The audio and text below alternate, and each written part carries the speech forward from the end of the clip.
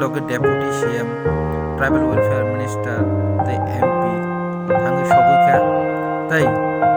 थैथांनाय बिश्वजित देबबर्मानि लुखुंग बिनि हितनि यागो रां पैसानि बारै याफारि रैखा तै गभर्नमेन्ट